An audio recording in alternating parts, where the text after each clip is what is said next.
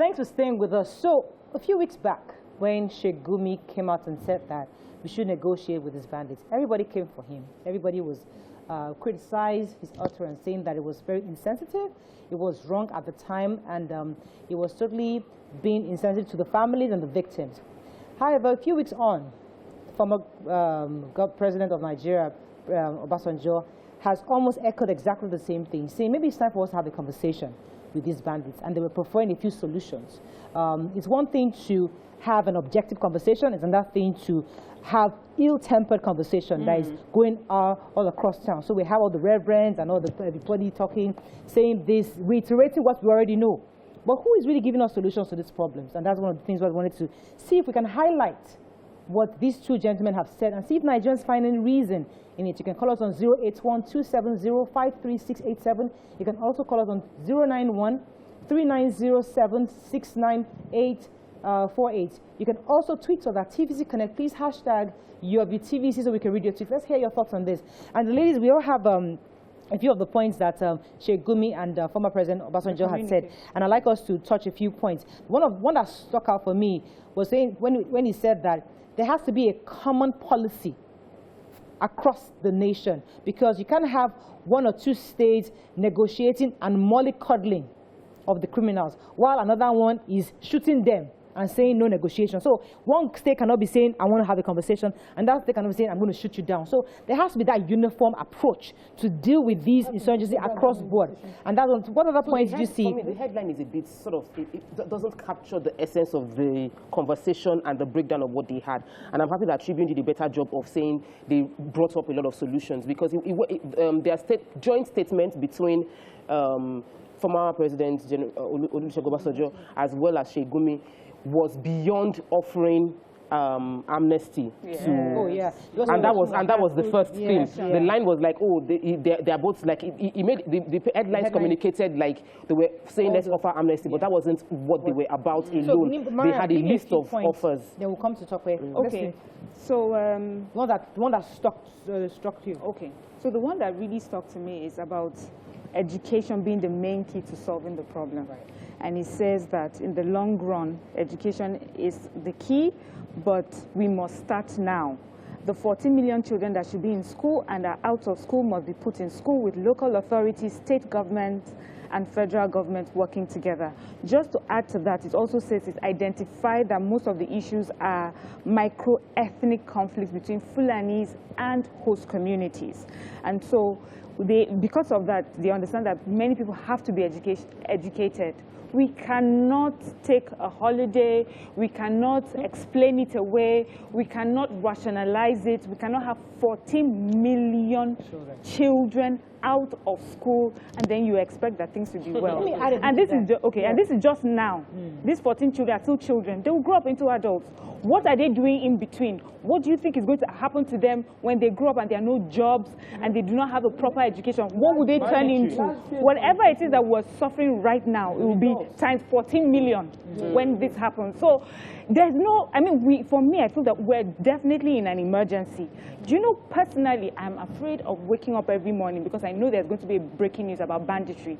The sad thing about this list, as well laid out as it is not new. We have said it too many times. We know what it is. Yes, it's been put together on a page of a newspaper, but this is what people have been saying. And I'll be afraid to hear that this finally got to the table where it's supposed to get to, and it's like, oh, eye-opening for them. Instead of, oh, you're right, we have actually been working towards it, and this is what we have done. Education for a while, before we move on to the other factors they mentioned. Education is so critical that it used to be like a local project where the local government was involved. That was your core responsibility, especially the basic education. Before the UBEC was created from the federal government to then support. But really and truly, it's a local government project where the local government must take full responsibility on that autonomy we're talking about. Well, so that's what I'm saying, that the autonomy that has been taken away from them. Listen, the autonomy that they were supposed to have, they don't have it anymore. Because if they did have it, they should be in charge. Their core responsibility is education and primary health care.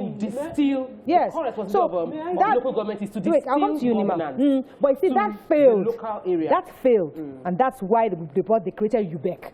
But unfortunately, even with the UBEC and the local government, we still don't have that effective communicate, education. I agree that as part of the national policy that Gumi and Obasanjo be a core part of it. Yes.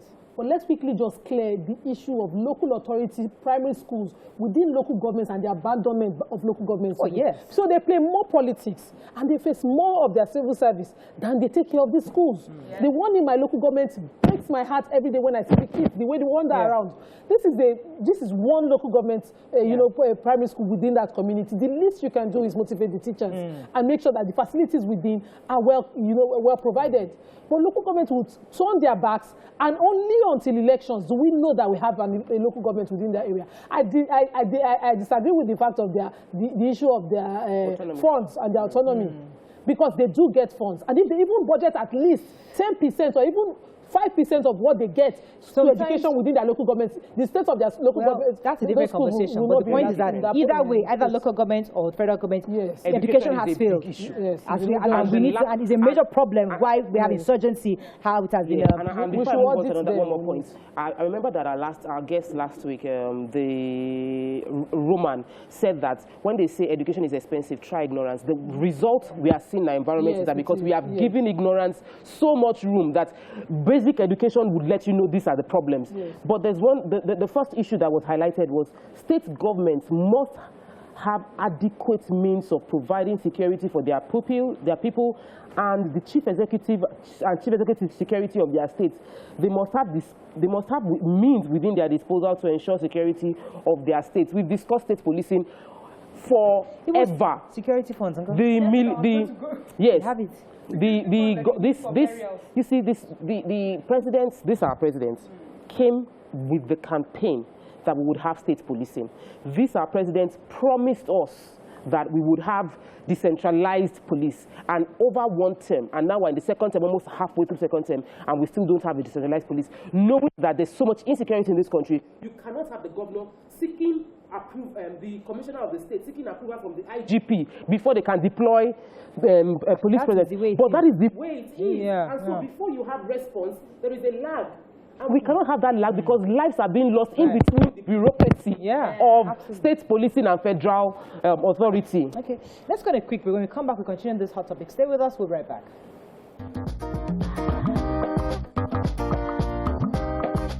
Stay tuned. Your View will be right back. Thanks for staying with us. So we're still discussing the solutions preferred by Sheikh Gumi and former President of Nigeria, Obasanjo, on the issue of insecurity. Nima, which one came to you? The one on the regional solution, talking about the government taking this fight to ECOWAS countries. Nigeria is a country surrounded largely by other countries, and we saw the results. When the president ascended, took over leadership in 2015, one of the first things he did was to enforce that regional, what they call it, multinational joint task force. And we saw the result immediately on Boko Haram, because you can't keep pursuing them to one country's border and turning back.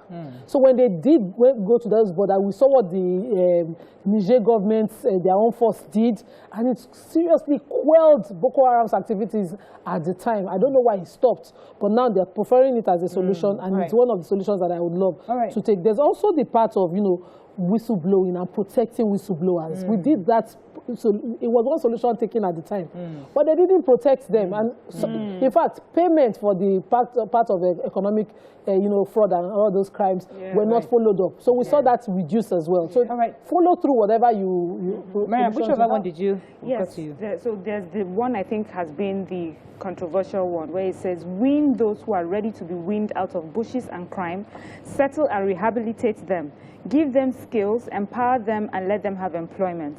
The hardened criminals must be hard hit with stick. Unlawful carrying of arms should be and very seriously punished. So I know that this is what has been very controversial, because I think in the minds of people is, how do you determine who is truly repentant? Because we have heard of collaborations with state governors and bandits, and how 2 weeks or 2 months or 2 years after an agreement, the place is attacked, and they're saying, oh, these people had told us, they had assured us they were not going to attack us. They were supposed to be repentant bandits, but they have turned around. So how do you determine that? Right. So the question will also be, do you put them through a process of punishment first, whether they are repentant or not? And then through the punishment, you will find if they are repentant, but not just to say, okay, you have caught me, I'm sorry, so here is a skill, here is a job, here is something for you to go on. Let me take this call from the UK. Good morning, are you there? Hello? Good morning, you're live. Go ahead, please. Yeah, hi. Sorry. Hi, yes, I'm calling from London. It's the first time calling. Welcome to the show. Welcome to the show. Laugh for our guest now. Yeah, go ahead, Jerome. Thank you. Yeah, I would just like to say, it's really, really sad that from what I actually see, because I know that we're talking about the bandits and all of these insecurities that we see right now, but to be really honest, most of all these problems that we're seeing can be applied with a common approach that can solve these things very easily. But the reason why we're having these problems is these political leaders are absolutely selfish and evil. That's the way I actually see it. I really don't see it any other way. Okay. Because all right. Thank you very much, Jerome. To add to what Mariam is saying, because when we're discussing what they raised, which is let's talk to the bandits, let's have a conversation with them, and we've seen what happened with the militancy where they drop their arms, and when they show that they have arms and they drop it, they're enrolled, they're taken into school, given a skill, sent abroad for some of them to acquire more degrees and all of that, getting education. And I would say that we've had more issues from that. I think that we need to deal with the underlying ideology that has sent them out. And there needs to be a sort of process that details punishments. Because when you go to prison, people that go to prison go through a punitive measure that is supposed to now lead to correctional process in them. Unfortunately, it doesn't So work. we shouldn't just say we are just taking their arms and then we'll offer them something. But they must go through a punitive process that will now evolve into a correctional process that will bring them back into the society to contribute. That's on one end. On the other side, another issue that I wanted to raise before was on the issue of intelligence, that the federal government must be proactive, secure, necessary, and update intelligence to deal with organized crime and before you talk about common policy. Now, when it comes to the intelligence gathering process, how accessible are our government officials with dealing with this insecurity? We had the Ààrẹ Ọ̀nà Kakanfò, Ìbà Gani Adams, who said that he has said over and over again, he knows some of the hideouts of people within the Southwest and that he's in talks with other people, but he hasn't gotten a direct communication with the stakeholders within the state. So similarly, we have other people that are willing to talk, but that are unwilling because they don't even have access. I don't know if I'm going to go and talk to the DPO. She was talking about I talked to my DPO, and my DPO is actually sympathetic towards the bandits, and then I'm in trouble. All right, let me take this call from Abuja. Abdullahi, are you there? Hello. Good morning, Abdullahi. Thanks for calling. Go ahead, please. Can you hear me? Very clearly. Go ahead. Yeah, I want to contribute to the topic you are discussing now. Yes, please. About the issue of insecurity in Nigeria. Yes, go ahead. Everybody has problem in Nigeria. Everybody. The government, the middle class, and the lower class. Do you understand? Yes, very The middle class and the lower class. Corruption take over everywhere. Everybody is corrupt. Everybody wants to make money from the security vote. So if you are targeting if a militant or a bandit is requested for 100 million, and at the end of the day, 50 million naira will come back to government official or politician, while the people will now share the remaining money. That's the only way people can make money for themselves. They are now trying kidnapping and banditry to be a way of getting money instead of sabotaging the efforts of the government. The military are overstretched. They are being overstretched actually. The police have been killed almost every day on daily basis, and nobody, no recruitment, because there is a personal interest between the police, the Inspector General of Police, and the police. Thank you very much, Abdullahi. One of the points that actually caught my attention was when they said that all well-meaning Nigerians have to be involved in finding solutions by desisting from blame game. Now, this struck me because we all kind of enter this emotional state where we all just go with the euphoria of the moment. Yes, blame them. Yes, it's them. They did this, they did that. Yes, we are all angry. Nigerians are upset. Everybody's upset. Nobody's happy that their family is being kidnapped. But in your anger, somebody has to be sane enough to find a solution. Somebody has to be reasonable enough. If not, we can all be angry for the next 50 years and be blaming, go abroad, do this, do that, shout here, scream that. But then we that live here will still continue to go. So Nigerians also, citizens must take responsibility in the way we say things. Yes, we are angry with them. Yes, we blame them. But at some point, we have to come back to the table to have a conversation. The good thing is, because we don't, I want, my meaning of justice is what is fair to me.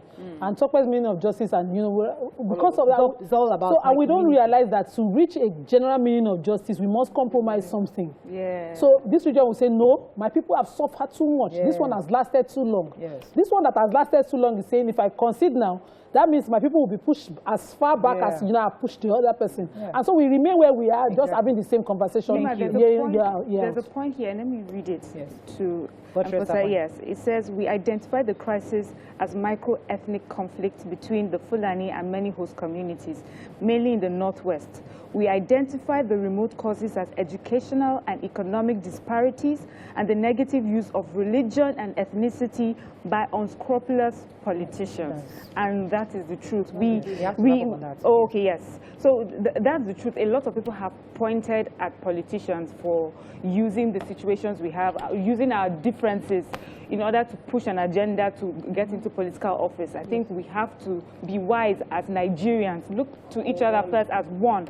Let us have two different classes, Nigerians and the unscrupulous politicians that want to divide us. And then when we see them, we identify them, we make sure they do not get in office or they don't have a voice. We have one tweet. Please go ahead. First, Akimboyewa says, government at all levels must tackle the drivers of insecurity such as corruption, poverty, illiteracy, unemployment, and bad politics. Security officers implicated in heinous crimes must be fished out, and there must be strong punishment for arrested criminals. So just as we punish arrested criminals, those erring officials who have probably provoked what we had at the against us must be given punishment that is visible to those who feel that unjust treatment. So it quells whatever agitations people have. We have to run, unfortunately. That's all we can take on this. But I think I'd like to leave this with us. Yes, everybody is not happy. If we're going to solve this problem, it's not just going to be the politicians. All of us must take responsibility in our own various quarters. So the government must do their part. We as the people must do our part, because at the end of the day, we don't want this country to burn. This is all we have. And I always tell people, listen, compared to me, I have children that I'm raised in this place. We have kids. Some of you have your children are in the university abroad. You don't have anything to lose. Some of you are young. Those of us are raising children. They have stakes. This is their country. This is it. We don't have anywhere. Some of us don't even have visas. We are here. So please, as you are speaking, spewing negativity, know that some of us don't want this country to burn. So please, let us find a way to solve this problem so that Nigeria can be useful to all of us. Let's go on a break. When we come back, we move on to other topics. Stay with us. We'll be right back.